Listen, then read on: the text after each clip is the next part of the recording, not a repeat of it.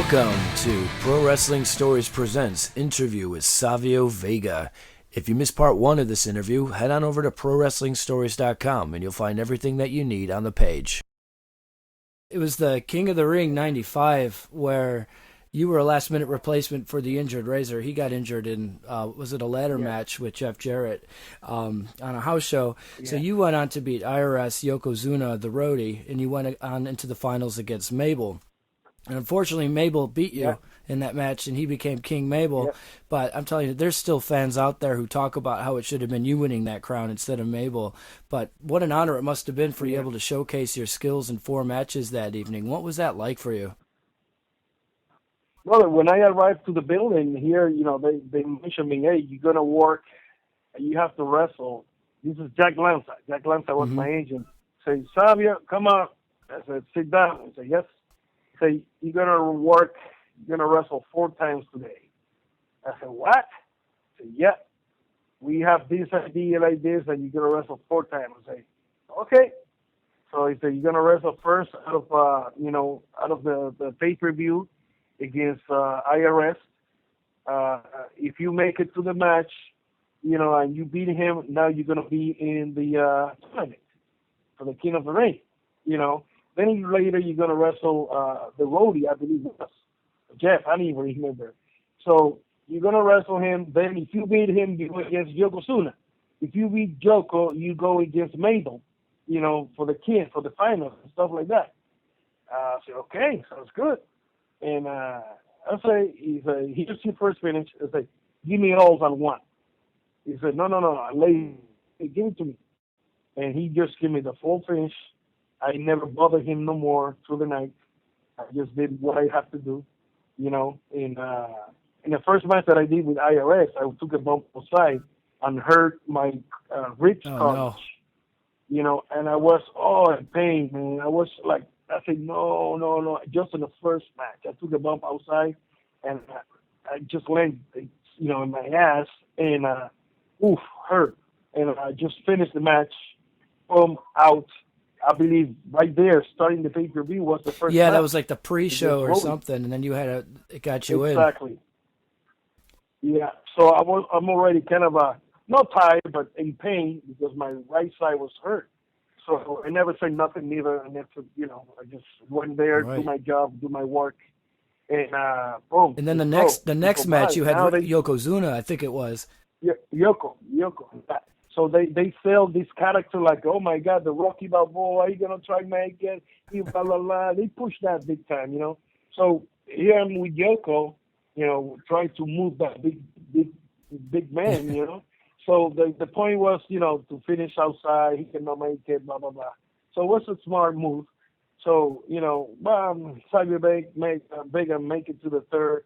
Let's see what happened to the other guys, whoever, and the winner goes against Savio. Yeah, the road dog Jesse James. Yeah. So it was fun. It was good. Of course they have another plans with Mabel, not with me. So what's fun to work all that era. You were wrestling 2 big guys that night. Do you have any stories about Yokozuna, just the man behind the scene? What was he like? Because you don't hear a whole lot of stories about him. Yeah. Man, Yoko, I love Yoko. Love it. I just say that, I got goosebumps all over my body. I love Yoko. I met him in Puerto Rico. Met him when we worked in Japan for New Japan Pro Wrestling as a Kokina. His name was Kokina. So we had a lot of fun. Him, Fatu Jr., Rikishi. That's his brother, his cousin. Yep. And we travel, we the islanders. They come from Samoa, which is an island. I'm from Puerto Rico, it's an island. So we call the islanders, and also Fuji. So when I get together with them in WWF, it was fun. I always went with Fuji, and I love to drive. So I'm the driver. I drive, So Fuji know every arena, every street, everything, because Fuji was there for life. So Uncle was in the back, Yoko in the next to me, and Junior in the back, and then driving. And sometimes Junior drive and whatever. So I mean, one of the stories that we have, they traveled before. They traveled before one of the girls that made the costumes for the boys. And Julie, I believe was Julie. If it was Julie, was the other sister. Well, so you know the big black belt that Yoko wears around, we call it the diaper. Yeah. So that big diaper, she was doing it before, and Fuji was doing it before. So they start traveling her to the arenas in where Yoko works. So they say, well, she's costing, she costs money, ticket, hotel, and pay her to having going to these places. So teach Savio, which have to go there anyway, how to put that. So I was doing the diaper for Yoko for, a few months, whatever, and travel and stay with him sometimes. When you with him, you never sleep because he starts snoring big time. I mean, snoring big time. And you cannot sleep. One time, I just next to him, and I tried to fall asleep before him. I fell asleep when he woke me up snoring. I'm like, oh my God. So I just looked in the side, and now he cannot breathe. It's too heavy, and he's like not breathing, and I just jump on him and wake him up. I said, hey. So he wake up and said, what the hell are you doing, you silly? I say, man, you cannot breathe. Oh, God, let me, So when I turn around, he has one right leg on the right side, on the top of the bed. He have a pillow in his chest, sleeping, sitting down.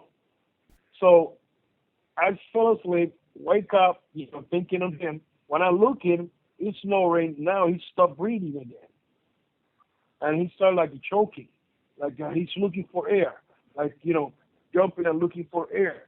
And that's when I say, I jump on him again. Like, oh my God, what are you doing? I say, what are you doing? And jumping on him, and that's when he's saying, leave me alone. I'm okay. I said, brother, you cannot breathe. That's when he say, no, I'm okay. I said, bro, I just jumped on you because he's doing, this movement and stuff like that. And he said, really? I said, yeah, man. Wake up, please. You scare me. And he said, okay, leave me alone. So he fell asleep again. Another good story. We are where?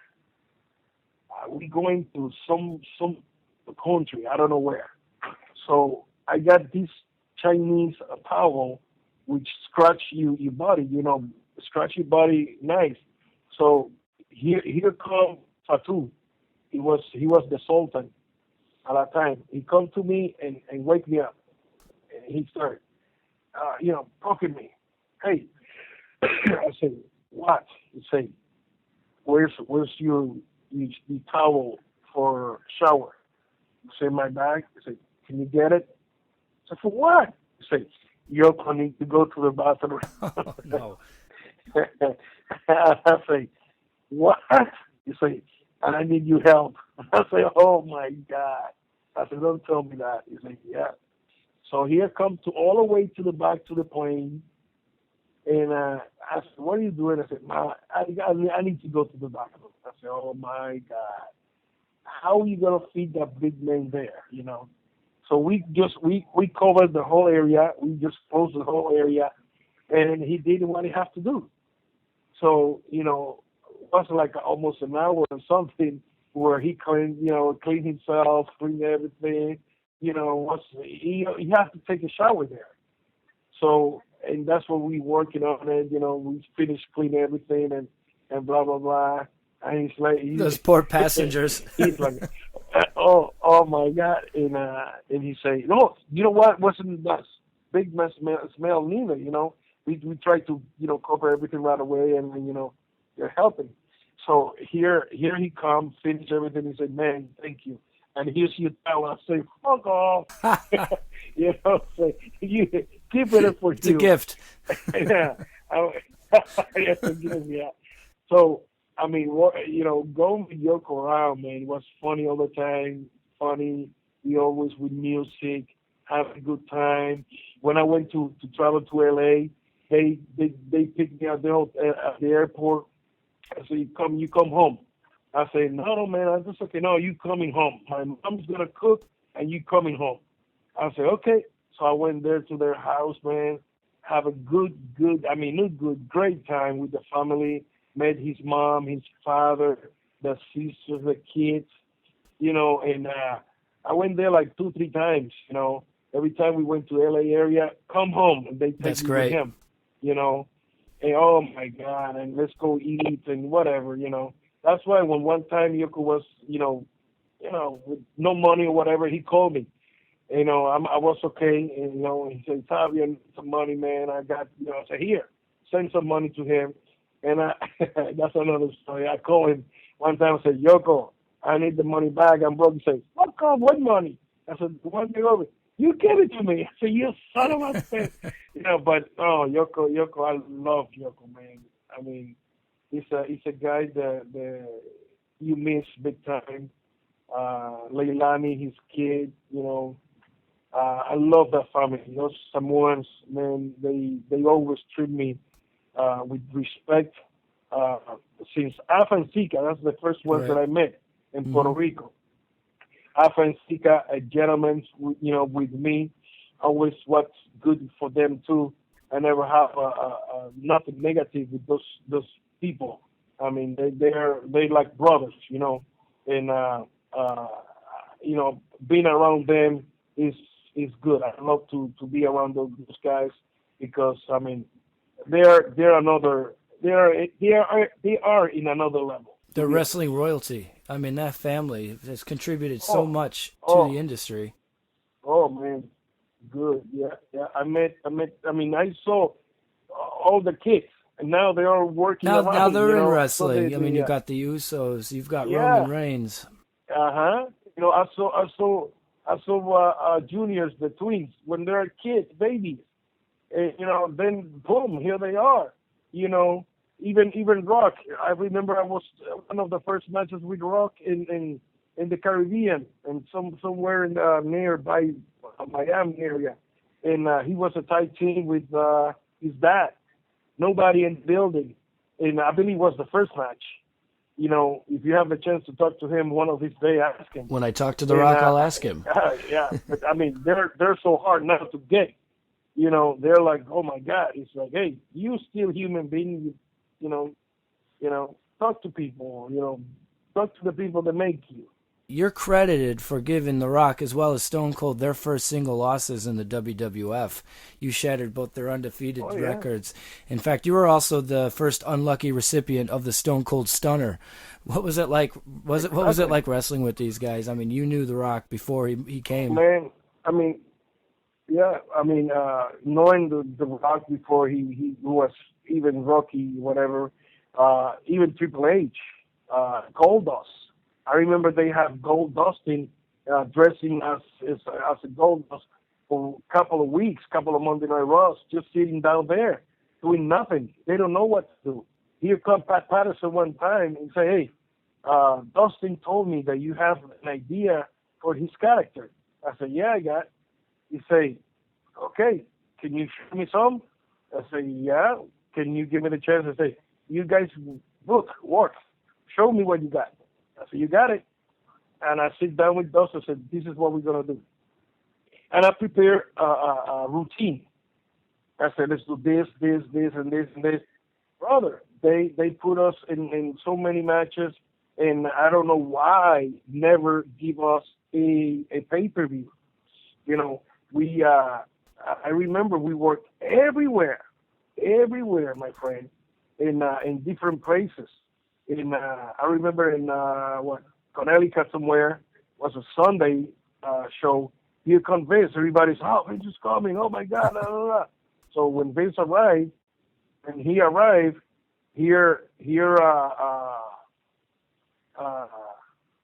come after the match. He come, to the back and congratulated me.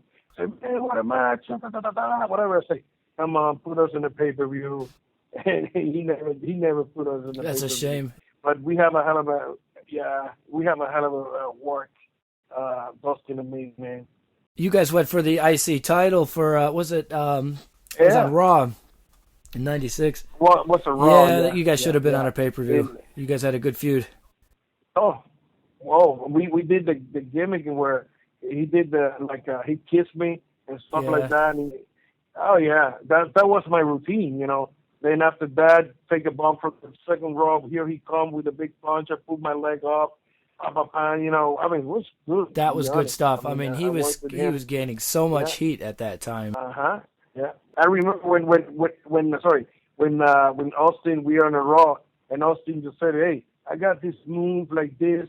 You know, let's see if we could do this and that. You know, can you do it?" Of course, man. I mean, Austin and me, we never have a no when we work in the ring. You know, let's do this, let's do that, blah blah blah blah blah. I mean, and man, you see what the work that we did. You guys had great matches. Well, he came to you and said, "I've got this new move. Can we try it?" Yeah, and I said, yeah, let's do it. It's like this, like that, and I said, let's do it. Let's go. And boom, here comes the first stunner. Little did you know what you started. Yeah, I wish they give me $1 for each one that he made. Oh, wouldn't that be nice?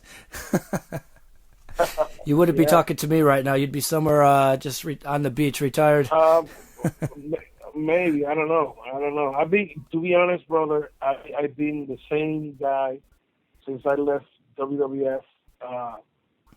Working every time that somebody need an interview. If you know, when you have the time to do it or whatever, we're looking for the time and let's do it. You know, I don't have no problem Good for with that. Even when I was in WWF, by that time I need to sometimes talk to the office and ask because I mean it's a contract and stuff like that. Now I'm not having a contract with nobody. Now here I am broke, no job, you know, and it's like a wolf, you know. Sometimes it's hard to make a dime somewhere, you know, and seeing that those guys are big time there and that you help to be a carpenter to their success, you know, Right. make me happy. You know, sometimes if I get in touch maybe once in a while with any guy, it's like, hey, it's nothing. Can you help me here, there? Like Triple H, he goes to Puerto Rico a couple of years ago to wrestle, and I went there to say hello, and I just realized, hey, he's in the office. I say, hey, man, is there anything that I could do there to make a dime, you know, to make some money? I don't know. He just went like, you know, never did nothing to help the nigga out, like we say, you know. That's life, man. Yeah, that's true. But I hope that does change. There's so much more you could still add to this business. I hope they do reach out to you at some point soon. The Bone Street crew, which was Yoko, yourself, Undertaker, one of the Godwins, Rikishi. What was that all about backstage? The B.S.K. Oh, yeah, B.S.K. is no Bone Street crew, no. I don't know who told you that, but we always say if we have to tell you, we have to kill you. Oh, perhaps you just don't tell me then.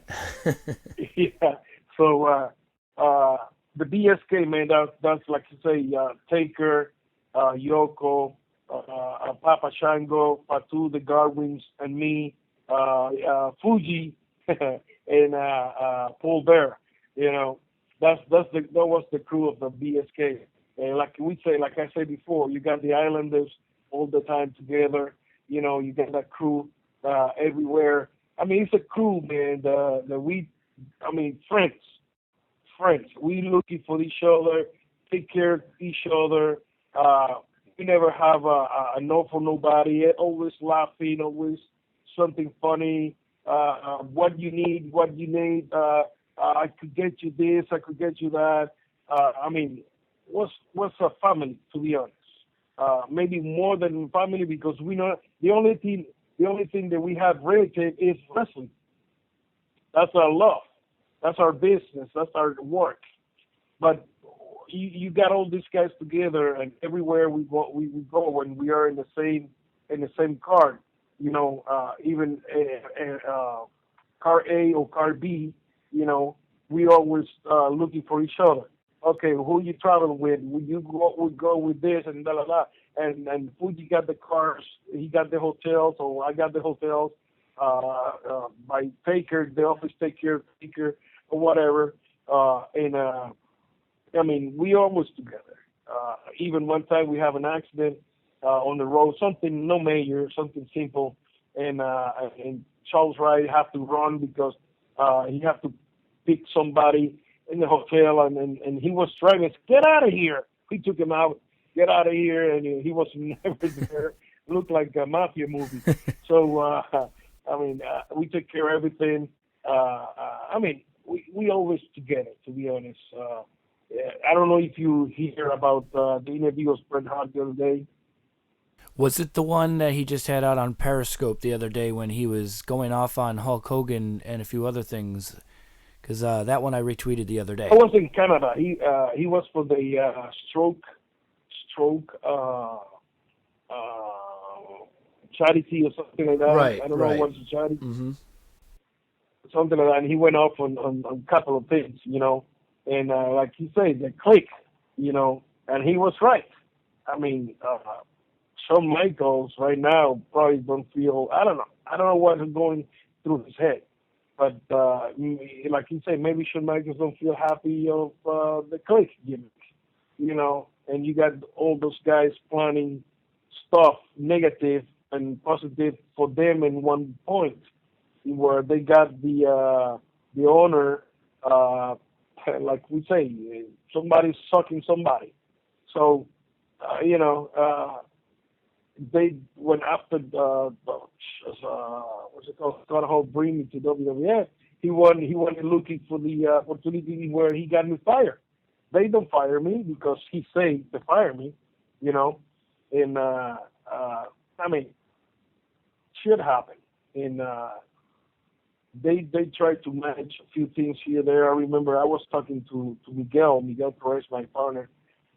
In amount of production, the guy from the wrestling match that we have here in Chicago tomorrow, September 18th. And one time Vince had this big meeting with the talents in Connecticut. He flew everybody, all the talents, to have a big extraordinary meeting. And I remember now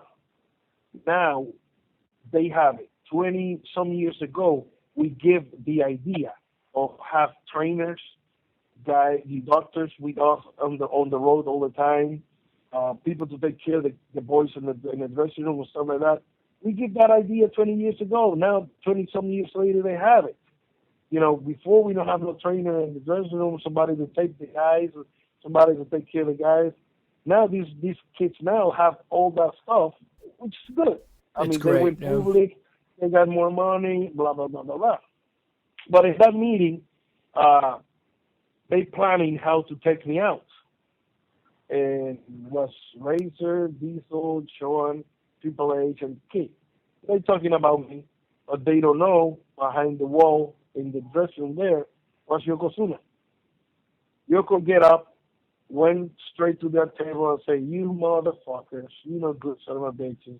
Why you want to do that to that kid? I mean, he just come here to work, and you want to cut his job. Good motherfuckers." And he just walk away. And Yoko told me that. Yeah, of course. Even if I'm not your friend, and I hear something like that, brother, I said, why are you doing that? I mean, why you being so mastermind something negative to somebody else? We all love wrestling. You want to be on top, making money. You want to, be in the lights and whatever, live that life. And here you come thinking how you're going to take him out. Because you just simple, an asshole. So they try to do something. That's why I never win a title in WWF. They have in mind put us titles, tag team title with Yoko and Owen was the champion against Razor and me. But Razor don't want to do it because he said it's a single man company, no tag team company. So I don't want to be in a tag team, Tyson say Razor. Just winning the title. Represent, maybe make a little bit more money later, whatever. No. So they never did it. I don't know. What a shame. Yeah, I was going to ask about that because you've had 26 championship belts throughout your career, but none with WWF. Is that something that still bothers you to this day? Well, nothing bothered me. Bothered me at a point where I could, maybe make some other money, of course. Sure. But not being a champion there, well, they have their reason, whatever they have, Like I always say, because I don't know, maybe I'm Puerto Rican, I don't know, but not just because of that. You got the Colons, they win titles there. You got Pedro Morales, which was the champion for almost 3 years or something like that.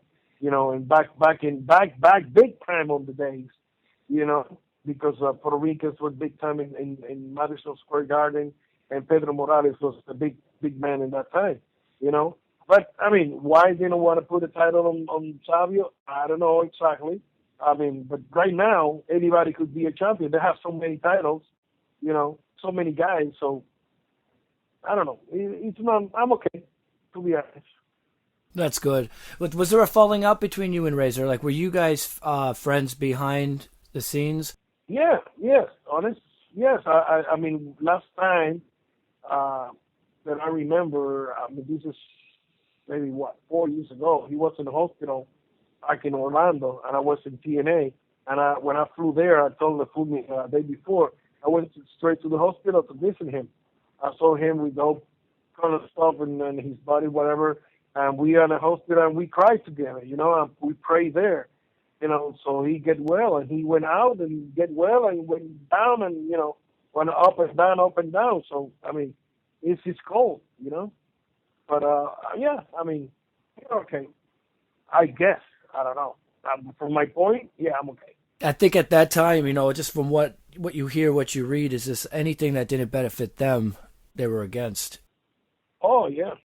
Listen, nobody liked the Kliq because they just wanted, they suck in a big kakaru, like we said before.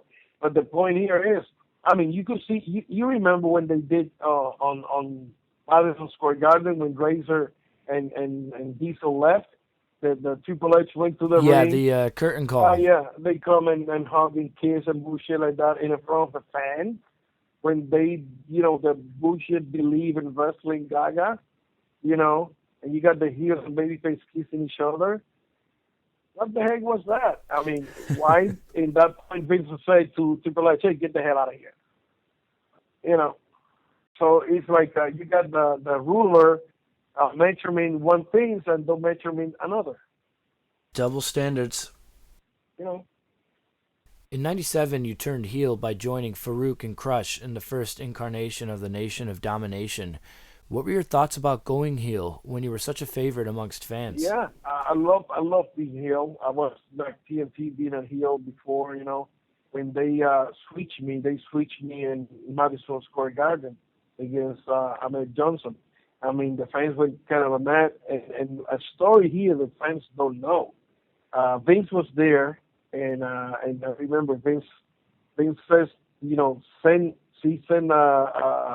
gave me the signal from the dressing room. He said, I got the Puerto Rican flag. He said, rig the flag. And I said, no. He said, rig the flag. I said, no way. I got Puerto Ricans there. He's looking for the heat. I said, I'm looking for my life, Right. Yeah, and we talked about those Puerto Rican fans. You don't want to mess with them. They live in the States, but they want to be more pro-Puerto Ricans than anybody. Absolutely. Living out of the Puerto Rico, But, he said, raise the flag. I say, no. So here comes Bruce Pritchard next to the apron, yelling at me, come on, raise the flag. I say, no way. I turn around on him, and I get the flag to Farouk, and Farouk did it, So, another guy did it. I don't do it. I don't want to do that to my flag, even if it's a work, and I got heat for that. But I say, that's my flag. I don't want to do that. It's good that you stuck to your guns on that one. Fuck no, Then, I said no. And I say no, he never did it. It's funny you hear this story, and then of course there was an incident with Jericho in Brazil where he kicked the flag and he was suspended for 30 days. I mean, he got Vince on one hand telling you to deface your flag, and then Jericho's getting suspended for kicking another flag. Double standards, man. Yeah. So I mean, I know I got heat. When I went back to the dressing room, he never talked to me and nothing like that. But hey, I don't want to do it. That's my Puerto Rican flag. I love my flag. I know the colors of my flag. I understand the flag. So hey, I don't want to do it. So not because political or gaga. I just don't want to do it. Maybe if he talked to me before and say, hey, let's do this angle and you're gonna break the flag and you have a contract like this and you're gonna make money. I said, well, that at least if somebody hit me with a chair and make me a big bump in my head, I got a few dollars to put ice on my head. But Perhaps maybe if there was a story to go with it, that's that'd be okay. different, but not just a one-off. No way. So, sorry, but I don't want to do it. Being Nation of Domination, and I love it. Yeah. I love that Nation of Domination. Oh my God, yes. I love it, to be honest. And be on the Nation and be those heels or whatever. I mean, I got a chance to work Taker a few times and work all the boys around. Then that's when we do the feud of. You remember? Maybe I don't know. He got me fired. Farouk. He fired me from the crew. Then he fired. Yeah, he had you kicked from the group, you and Crush. Exactly. So with the day, that's a Monday Night Raw. The day he fired me, Sunday, the night before, or the day before, my granddad died. Oh no. I was with my brother, the only two males from the family, and I got my brother with me. So when I hear my grandpa pass away, I want to fly back home. So I told the guys, I said, man, this happened, and the guy said, go home. I said, no, man, I need to tell Vince, and no, I said, don't say it, just go, because if you do it, then he's not gonna let you go. I said, no, I need to, I stay by the rules. So Monday, I said, Vince, I need to go home because my granddad died. He said, oh, no, you cannot go. I said, what do you mean? I mean, he just passed away, and I got to go. He said, well, I got this story here when you guys do this. I say, I understand, but, the only two guys, the males, are here, and I want to go there. He said, give me that chance to do this, he already passed away, and I understand. I said, I know, I understand everything. I know what you mean. And I stayed, and I don't have the chance to say bye. Soon we finished the show. Next day I was, Tuesday home, but it's already buried. So, I mean, I stay with the company for doing what happened. The same thing happened to him years later when Juanita, was his stepmother, passed away, and his son come to tell him, and we are on a pay-per-view. I remember that, and here come Shane and told him, and he got upset, of course, and so I mean, went back, and the show must go on. That's right. It's nothing you can do. The person dies, hey, die. You cannot do nothing. If you could fly there and you are the key to bring him back from death, hey, everybody be alive right now. Yeah. But it's impossible. It's nothing you can do, of course. I mean, pay the respect later. So that's what we did. My brother and me, we went to the cemetery. My dad picked us up, and we went to the cemetery. And but it says the fans don't know. But I love to work with the heel stuff. Then that's when we bring the Boricuas. We got Miguel, Castillo, and Jose, and cross with the DOA guys, and we have these three facts, It was fun. It was fun to work. This must have been really great having a lot of your brothers coming in from Puerto Rico and joining you over at the WWF. Times. Castillo was working in Puerto Rico many times. Jose Estrada, of course, he worked there. His dad, when he worked in WWF wrestled there too. He worked with the old man, famous old senior. And Strada have the experience to work, Castillo, of course, Miguel and me. So yeah, we worked together here in Puerto Rico many times. That's great. And as you were saying, it's just being in the business of professional wrestling, there's a lot of sacrifices that are made. You're away from your families. You're on the road 300 days a year. Loss of life. You're not able to be there for the funeral to mourn their loss.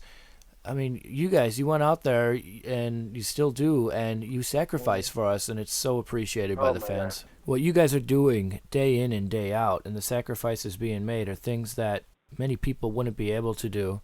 Professional wrestlers, you guys are a special breed. Yeah, and not just that, you know, when you have kids, I mean, and you're on the road, you lose birthdays, school issues, and be there to help your kid to the homework and growing up and stuff like that. You miss all that, you know, and That's not right. just the kids with your parents and stuff like that. I mean, the fans just see you in the ring and they see you as a performer or whatever. But we go through a lot of things, you know, because we love wrestling. For the love of the business. Exactly. So, what are you up to these days? Man, I'm working locally in Puerto Rico. It's many independent promotions there. But to mention a few, it's EWO, CWA, PSP. I'm working with four, yeah.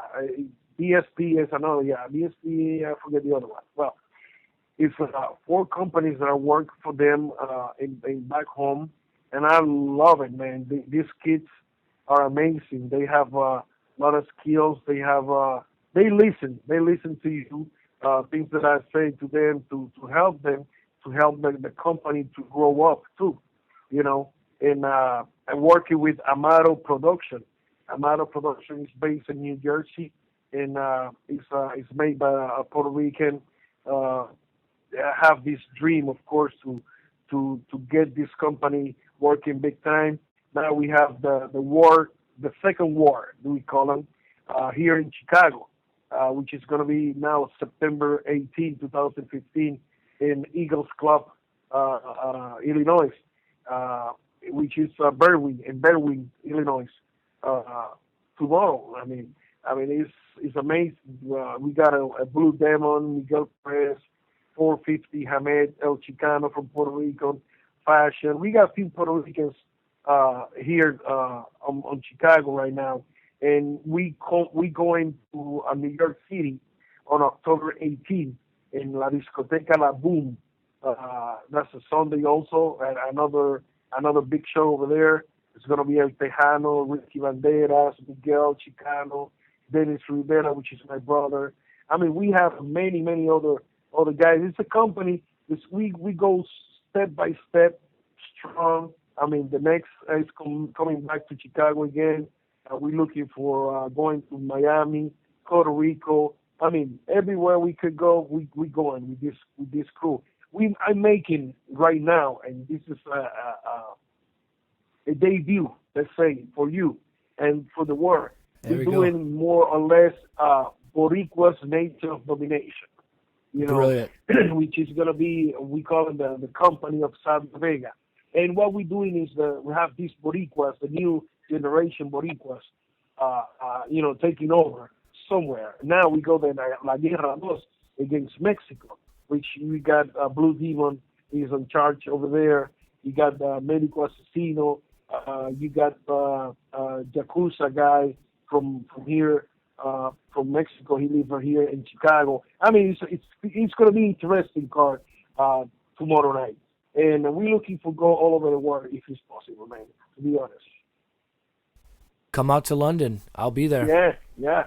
Check. Let's talk to see if we will bring them down to London too. Oh, that'd be great.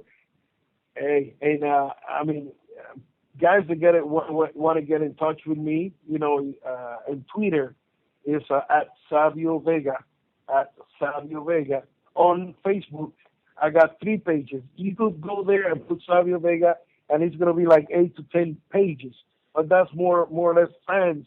They open those pages. My pages, my 2 Facebook pages, is the ones have a lion on the picture. That's the 2 of Facebook, and those 2 they are full already, 5,000 each one already. But the one that they could go and hit like is the fan page. It's Savio Vega official fan page. Savio Vega official fan page. Hit like right there, man. And I mean, give us the thought of what you think of this interview, of course, and hit your page too. And that's where the fans could see me. We planning to have a big show in January 16 in Puerto Rico. A little bit comeback of the IWA, but let's see what happens. I mean, we go step by step.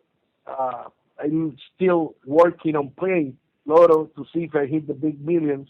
But let's see what happens, my friend. Let's hope so. Well, Savio, I want to just say thank you for talking to ProWrestlingStories.com today. You have given me so much of your time. And there's so much more we haven't even covered. And down the line, I would love to get in touch with you again so that we can continue this conversation and talk more about more stories on the road and anything else you'd like to talk about. Please. We got in touch. You got my number, man. Call me anytime you need it. And every time you put your stuff, let me know so I retweet to help you promote. And thank you. That's really great. And all the guys, let me tell you something in Spanish here. Para todos los amigos que me están escuchando en este momento, te habla Savio Vega, el boricua mayor. Muchas gracias por escuchar lo que estamos haciendo, historia de lucha libre. Sigan en sintonía, me pueden conseguir en Twitter a Savio Vega, en Facebook, la página oficial Savio Vega Official Fanpage. Así que a todos los amigos y a todos los hispanos que nos escuchan, Dios me los bendiga, sigan para adelante, nunca se quiten, sigan la lucha libre, que es algo muy positivo que nos llega a todos nosotros. Así que, gente, se me cuida. Acuérdense de darle like también a Maro Production. Así que, muchas gracias. Dios me los bendiga. Brother, thank you very much to, having me in the show. Like you say, hope we do it again and have more story for you. Muchas gracias, mi amigo Savio Vega. Sí, señor. Gracias. God bless you. God bless you. Yes, sir. Take care now. Ciao. You have been listening to Pro Wrestling Stories Presents on ProWrestlingStories.com. If you like what you hear, let us know on Twitter at PWS_official, on Facebook.com/ProWrestlingStories, or on email at admin@ProWrestlingStories.com. If you'd like to give back and donate, please click the little button that says I'd like to do a little something to say thanks on the page. Until next time.